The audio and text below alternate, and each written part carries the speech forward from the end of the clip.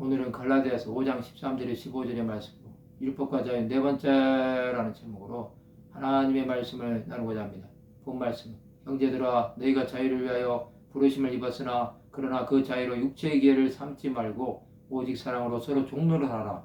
온 율법은 내 이웃 사랑하기를 내 자신같이 하라 하신 한 말씀에서 이루어졌나니 만일 서로 물고 먹으면 피차 멸망할까 조심하라. 사도 바울은 갈라디아 성도들에게 자유를 위하여 부르심을 입었음을 말씀하고 있습니다. 자유는 복음을 전함으로 오는 것입니다. 그 자유는 육체의 기회가 될 수 없습니다. 수많은 사람이 자유로 육체의 죄를 지을 수 있습니다. 우리는 오직 사랑으로 서로 종노릇 해야 하는 것입니다. 사랑은 모든 허물을 덮는 것입니다. 율법은 내 이웃 사랑하기를 내 자신같이 하라고 하셨습니다. 이웃을 사랑하는 것은 예수께서 목숨을 주신 것처럼 우리도 이웃을 사랑으로 섬기는 것입니다. 우리는 서로 물고 먹을 수 없습니다.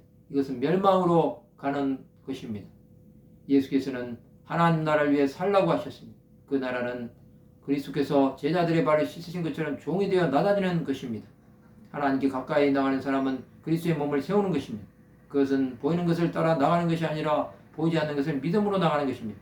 우리는 보이지 않는 예수를 믿고 있습니다.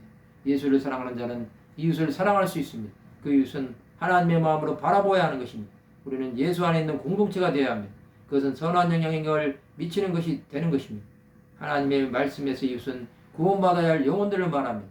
그들에게 이웃은 주와는 생명을 구원하신 예수의 사랑으로 보아야 하는 것입니다. 우리에게 있는 이웃이 어려움을 당하고 있을 때 그것을 그냥 보고 지나치지 말아야 합니다. 그것은 육신의 문제만이 아니라 영적인 문제도 마찬가지입니다. 이웃에게 사랑을 베푸는 것은 구제만이 아니라 복음인 예수를 전하는 것입니다. 또 그를 예수 앞으로 나오게 해야 합니다. 그렇다면 우리는 어떻게 살아야 할까요? 이웃을 사랑함으로 그리스도의 법을 성취해야 합니다. 그 이웃은 우리에게 생명 되신 예수를 전하는 통로가 되어야 합니다. 하나님은 이웃이 있기에 생명을 주셨습니다. 그 이웃은 함께 천국에 갈 영혼들이 되어야 합니다. 우리는 주 예수를 끝까지 바라보아야 합니다. 하나님의 말씀이 우리를 이끌어서 영원한 그 나라에 이를 때까지 복음을 전해야 하는 것입니다. 이웃이 있기에 복음을 전할 수 있습니다. 예수 생명은 이웃에게도 나타나야 하는 것입니다. 우리의 가는 길 가운데 주 예수의 인도하심을 간구해야 합니다. 예수께서는 우리를 이끌어서 영원한 하나님 나라에 이르게 하실 것입니다. 그것을 믿음으로 나가는 하나님의 사람들이 되어야 합니다.